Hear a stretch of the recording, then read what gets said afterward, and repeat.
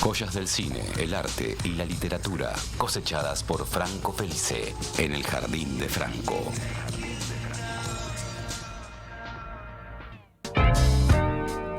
Amigos, amigas, 15 y 22, continuamos en todas las tormentas juntas en el aire de Cítrica Radio. Estamos con el señor Franco Felice acá en Piso en Vivo. Estamos con Ian Soler en los controles de sonido. Estamos con Luconde en los controles de video. Está Patorri, Tutti F y todo el equipo cítrico ahí, firme junto al pueblo, deambulando, difundiendo lo que hay que difundir, en donde queremos estar. Franco Felice, quizás el caso más carnal que ha tocado abordar en esta temporada del Jardín de Franco, ¿no? Buenas tardes, Esteban. Te saludo formalmente ahora. ¿Cómo te va, Franco Felice? Bien, muy buenas tardes. Un placer estar de vuelta. ¿Cómo estás?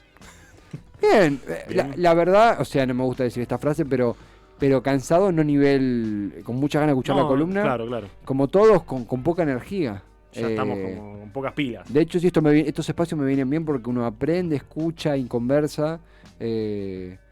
Y tengo muy manija escuchar este caso. Muy manija. ¿Mucha? Realmente. Manija. Es que pasa que... Manijas son ganas. Manija, claro. Sí, pasa que ayer estaba en una boutique Claro. con unas avocado toast y tenía mucha manija. Me pedí unas burgas y dije, claro, ¿qué manija? Unas burgas. Vos usás manija también. Alguna vez lo he usado, sí, cuando tengo que abrir la puerta. No sí. echás el fin. No me hago el fino. Me gusta mucho escucharlo a vos porque estuve presenciando tu transformación lingüística. Antes no decías eso. Desde que te tomás un bondi y...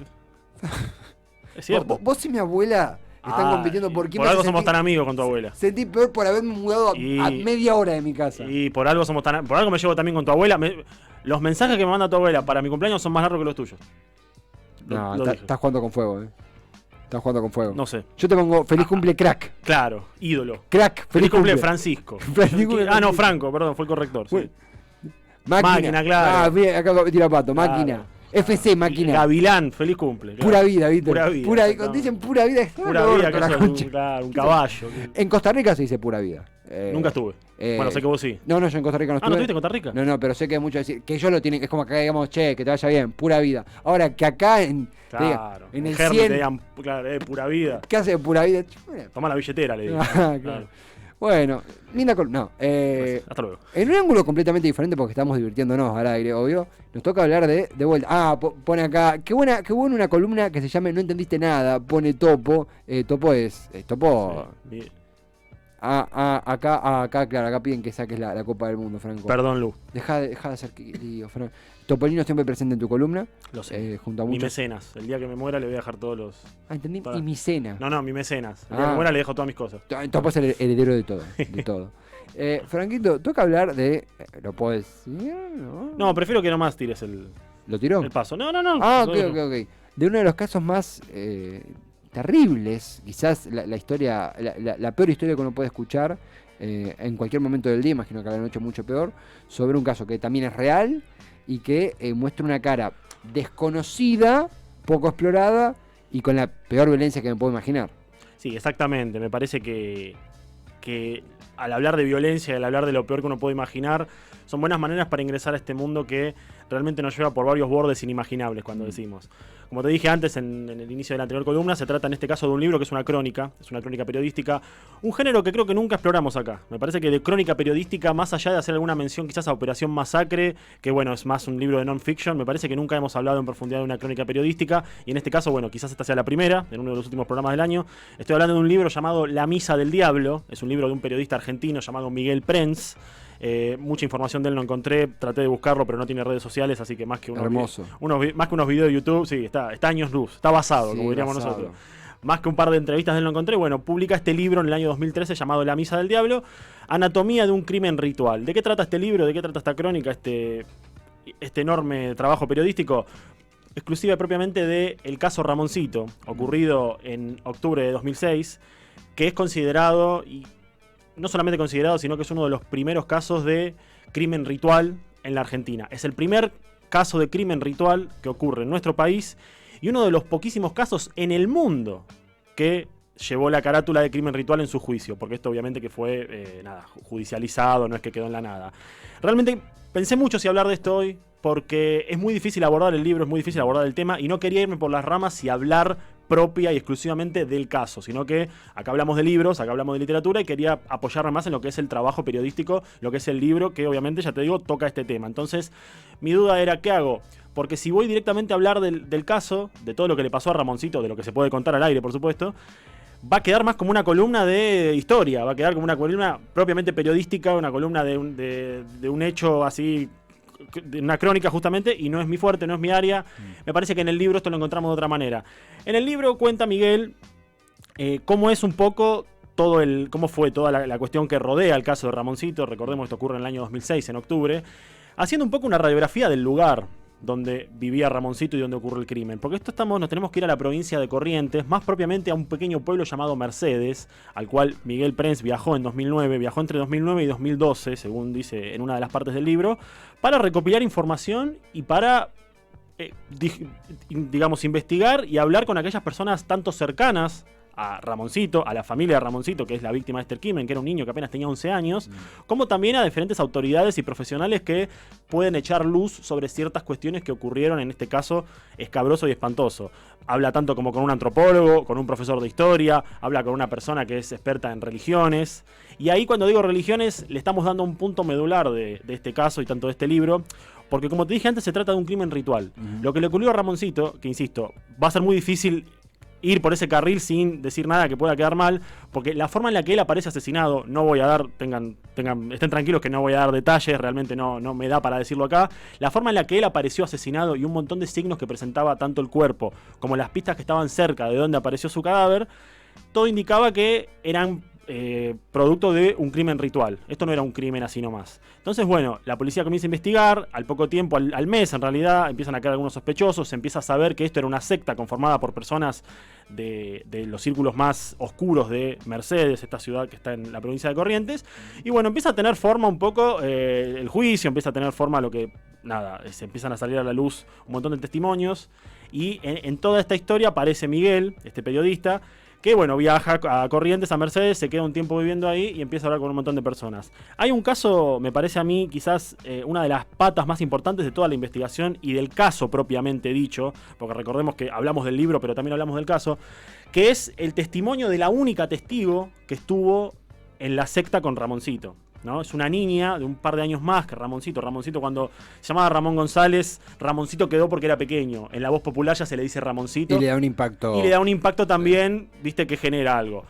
La única testigo del crimen era una niña de unos años más que él, creo que tenía 14 o 15 en el momento, que se llama igual que él, pero en femenino, Ramona. Casualmente. Parece algo inventado, pero es cierto. Y pasó a tener el apodo de Ramonita. Miguel nunca habló con Ramonita, porque nunca la conoció en sus viajes, por una cuestión de que al ser menor de edad se la protegía, por un tema que no podía hablar con la prensa, que los testigos tenían el costo político de hacerlo en un pueblo donde se conocen todos. Totalmente, bueno, también hay política en esta historia, después hablaremos de eso. Pero él, si bien no puede hablar con ella, habla con las fuentes judiciales y con los psicólogos y con los jueces y con los abogados que intervinieron en el caso, y él consigue la desgrabación de las declaraciones en el juicio de Ramonita, que están separadas en el libro en varios capítulos, creo que son 6 o 7, los capítulos se llaman Dice Ramonita. Entonces, en los capítulos que uno va encontrando en el libro, cada tanto intercalan los testimonios de ella llamados Dice Ramonita. Yo te puedo jurar, Esteban, que tuve que correr la vista del libro varias veces cuando leía los testimonios de esta chica. Porque esta chica es una de las chicas que fue secuestrada, fue captada por esta secta junto con Ramoncito y que iba a ser sacrificada a fin de año, ¿no? Recordemos que en el caso de este chico, bueno, sufre un sacrificio por parte de una secta satánica, caen los culpables, se destapa toda una red que incluye un montón de cosas horrorosas que no voy a mencionar, y se sabe por los testimonios de esta chica que aparece después de esta nena, que ella era la siguiente en ser sacrificada, ¿no? Entonces se salvó, realmente se salvaron ella y otro chico más que se le resguarda la identidad. Entonces la chica pasó a ser como una primera voz de mucha confianza, porque fue aquella que contó lo que vio en las 4 paredes de la casa donde llevaban a cabo las tareas de la secta, que son cosas inenarrables realmente. También pensaba en decir, bueno, ¿se podrá leer un fragmento de esto? No se puede leer un fragmento. O sea, más allá de algún comentario, que de hecho hay una línea que subrayé aparte porque lo dice un policía y no es nada escabroso, leyendo los testimonios de la testigo, de Ramonita, uno realmente se da cuenta que entra a los bordes más feroces y oscuros e inenarrables y que en ningún libro de ficción, por lo menos a mí me generaron eso. Algo que me pasaba mucho era que se van encontrando a lo largo de todo el libro y de todo el caso mucho juego con los límites, con cosas que uno dice, esto no puede ser cierto. Y uno recuerda que esto, más allá de ser un caso real, que ocurrió hace no mucho, fue en el año 2006, no fue, ¿viste? No estamos hablando del siglo pasado. Saber que hay una testigo menor de edad que presenció eso porque era parte de esa secta, porque esa secta no es que tomó a Ramoncito el día que apareció muerto, no es que lo agarró un día antes.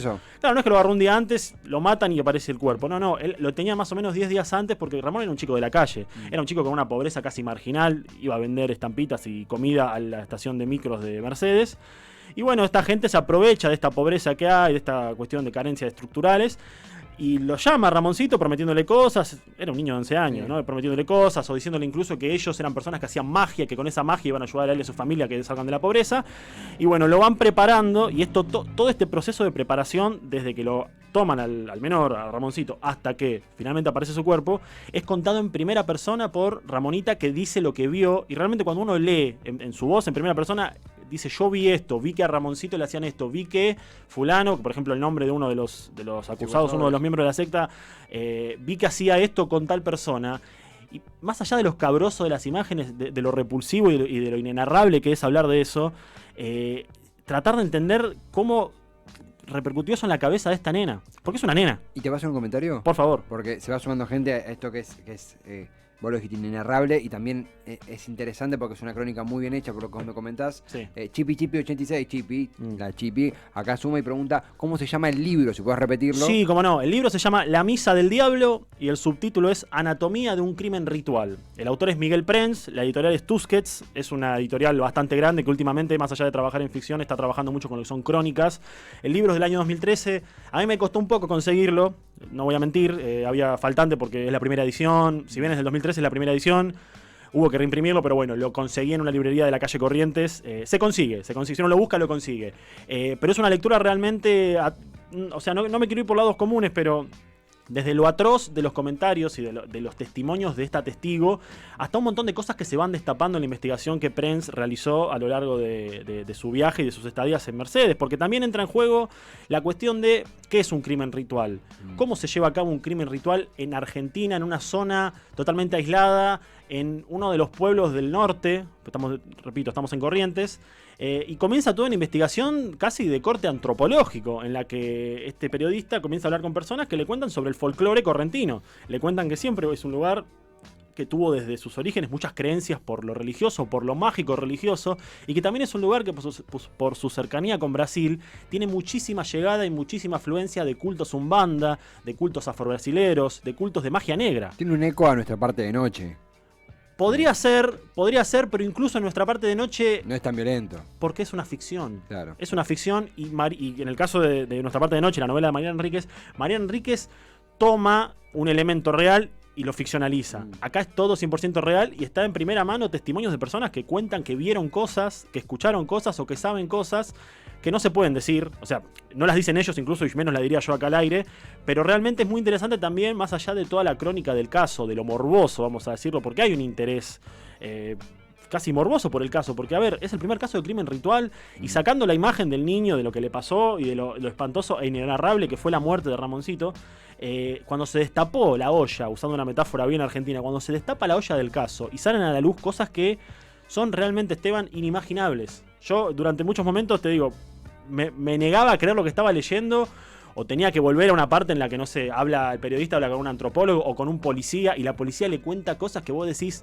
esto es real, esto pasa en mi país, esto pasó hace un poco más de 10 años, y es realmente espeluznante entender el folclore del norte, el folclore correntino, porque acá se habla de demonios, se habla de creencias, se habla de costumbres muy arraigadas que tiene la gente del norte, en este caso en particular, y también entender por qué la gente de determinados pueblos, en este caso de Corrientes, de Mercedes, creen tanto en eso. ¿Por qué la gente, hay sectores que creen tanto en el diablo? ¿Por qué hay gente que cree tanto en los cultos satánicos?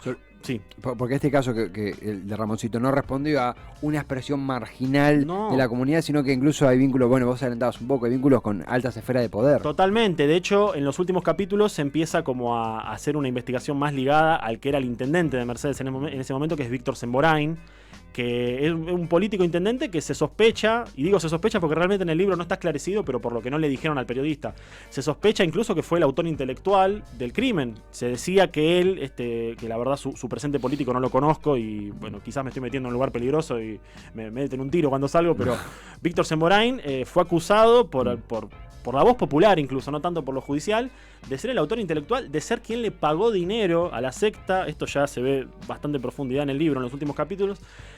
Se lo acusaba de ser quien pagó dinero a la secta para ofrecer un sacrificio y que de ese sacrificio él gane las elecciones. Esto es un tema bastante delicado que se encuentra en el libro, que el periodista investiga durante todas las páginas y que de hecho al principio le cuesta mucho llegar a él, hasta que finalmente, bueno, el político Víctor Semborain cede, le da una entrevista con muchísimos protocolos, digamos, o sea, con 7 personas alrededor, viste, con nadie, como que no preguntes cosas que no tenés que preguntar, y se sabe esto. Él obviamente que insiste en su inocencia, pero bueno, es como el único que habla de su inocencia dentro de todo. Se teje política, se teje narcotráfico, se teje... Bueno, perdón que lo diga, realmente esto se teje prostitución infantil, se teje de todo, y cosas peores que realmente no me da, más allá de prostitución, cosas que no me dan para decirlo, dentro de de este esquema que generó sectas y que genera sacrificios, y que bueno, la principal víctima obviamente que es el niño, que es Ramón González.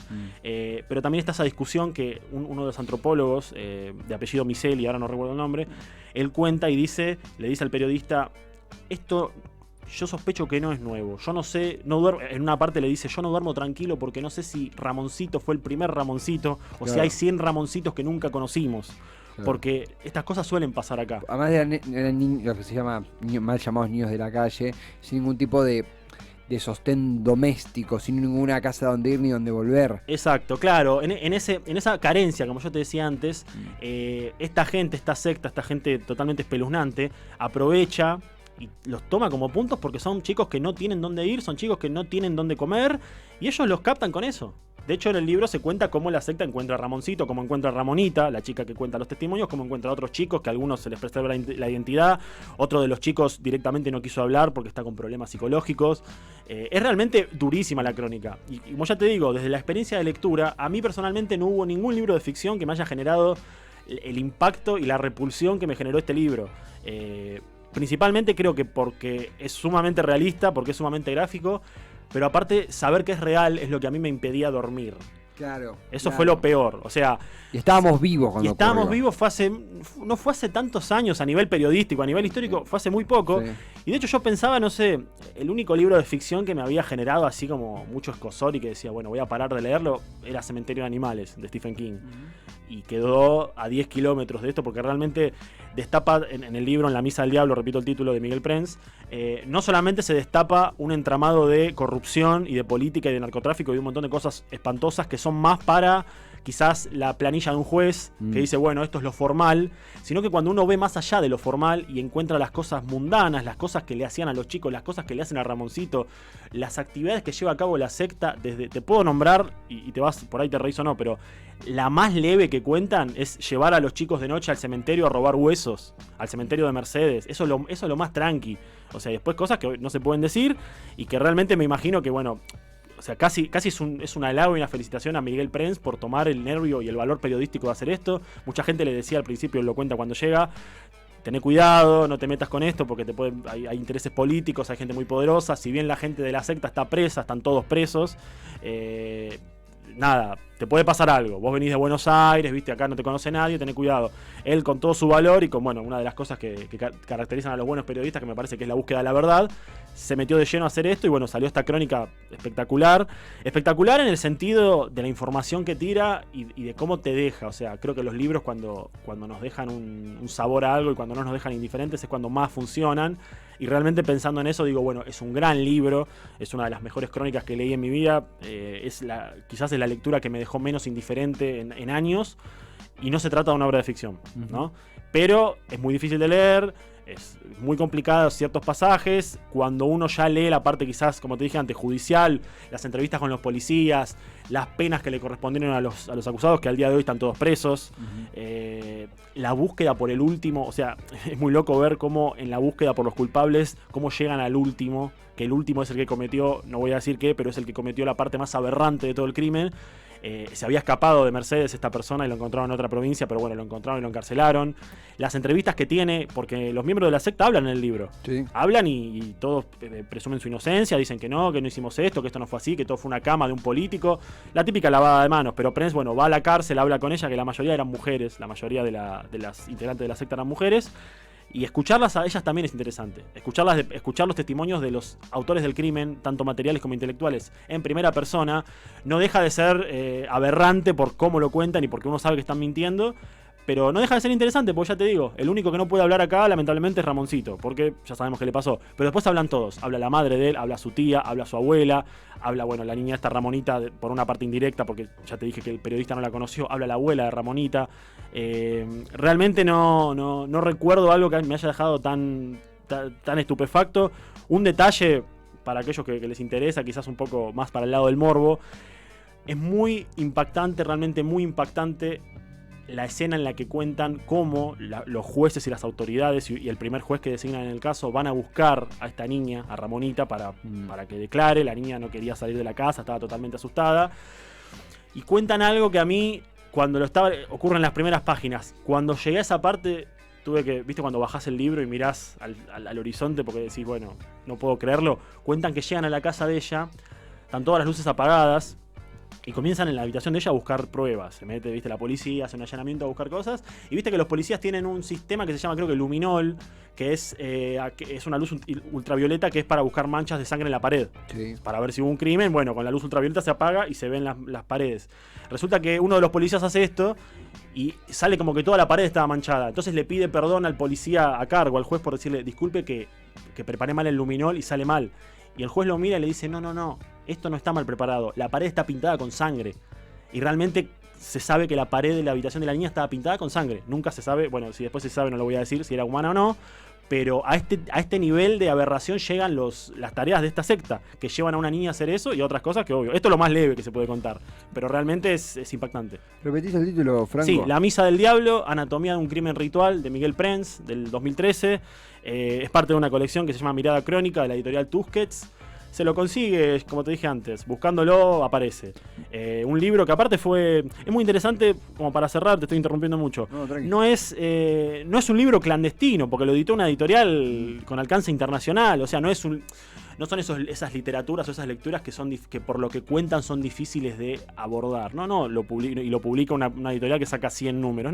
Lo publicó una editorial enorme, una editorial que publica en España, que publica en Francia, que publica en Inglaterra. Es realmente es un logro, digamos, hacer eso. Creo que un movimiento súper valiente. E insisto, y no quiero sonar amarillista, todo lo que estoy diciendo acá es esta vez más que nunca. Es para aquel que le interese, es realmente una invitación a conseguir el libro, a leerlo, porque todo lo que dije es el 20% de lo que puedo decir, lo demás no elijo yo no hacerlo. Pero realmente para aquellos curiosos por lo oscuro y por lo oculto en nuestro país, sobre todo, porque tiene muchas resonancias y muchas reminiscencias a nuestro suelo, van a quedarse...